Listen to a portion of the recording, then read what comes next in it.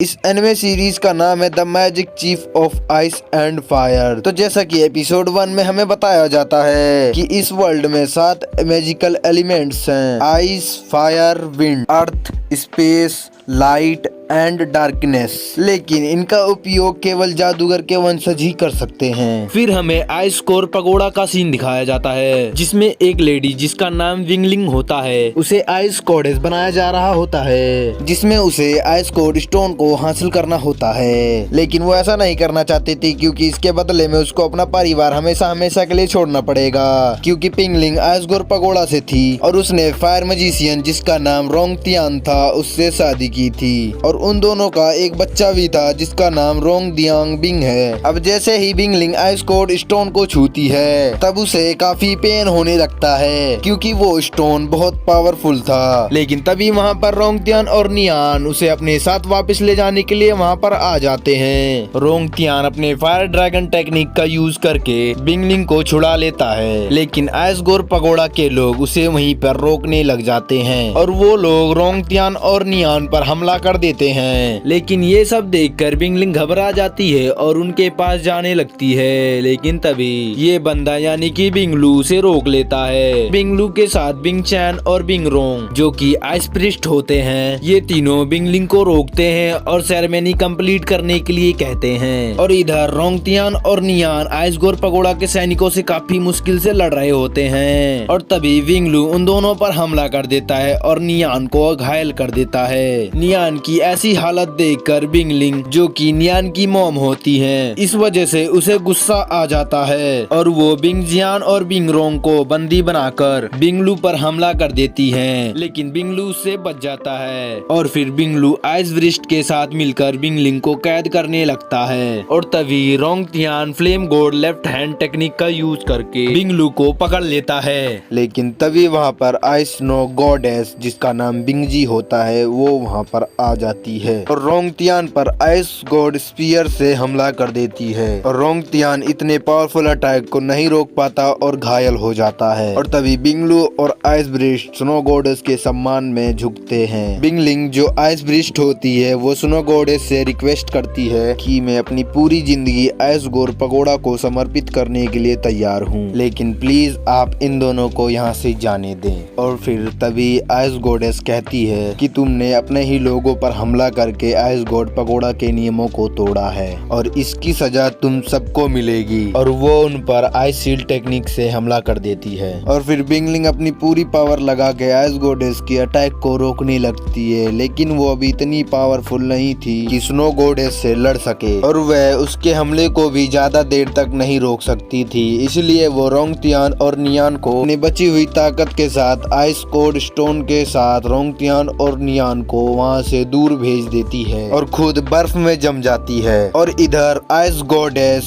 बिंगलू को रोंगतियान और नियान को पकड़ने का ऑर्डर देती है। उधर रोंगतियान और नियान आइस स्नो डेजर्ट में जाके गिरते हैं और तभी रोंगतियान नियान से कहता है कि हमारे पास ज्यादा समय नहीं है, और वह स्पेस क्रोल का यूज करके पोर्टल ओपन करने लगता है। और तभी नियान कहता है कि हमें वापस जाके मम्मी को बचाना चाहिए, लेकिन रोंगतियान को पता था कि उन्हें बचाने के लिए विंगलिंग ने अपनी जान गंवा दी। और फिर रोंगतियान नियान से कहता है कि मुझे तुम्हें इतनी खतरनाक जगह पे नहीं लाना चाहिए था। और तभी वहाँ पर आइस गॉड पगोड़ा के सैनिक आ जाते हैं और फिर तभी रोंगतियान नियान से कहता है कि तुम्हें जिंदा रहना होगा। और फिर इतना बोलकर रोंगतियान नियान को पोर्टल में फेंक देता है और फिर रोंगतियान अकेला सभी सैनिकों से लड़ने लग जाता है। और तभी बिंगलू, बिंग रोंग और बिंग चैंग के साथ वहाँ पर पहुँच जाता है और वो तीनों रोंगतियान पर हमला कर देते हैं, पर रोंगतियान उनसे बचता है और नियान से कहता है कि अब से तुम्हें अपना ख्याल खुद रखना होगा। और फिर इतना बोलकर रोंगतियान अपने आप को सेक्रीफाइस करके और वहाँ पर बहुत सारा पावर जमा करके ब्लास्ट कर देता है। उधर नियान त्यांग बिंग रिवर के पास टेलीपोर्ट हो जाता है और फिर वो अपने मम्मी पापा को याद करता रोता हुआ वहाँ से दूर भागने लगता है। लेकिन तभी वहाँ पर बिंग चैन आ जाता है और नियान पर आइस क्रिस्टल से हमला कर देता है। नियान बड़ी मुश्किल से उससे बचता है। फिर वह नियान से कहता है कि अब मैं तुम्हें भी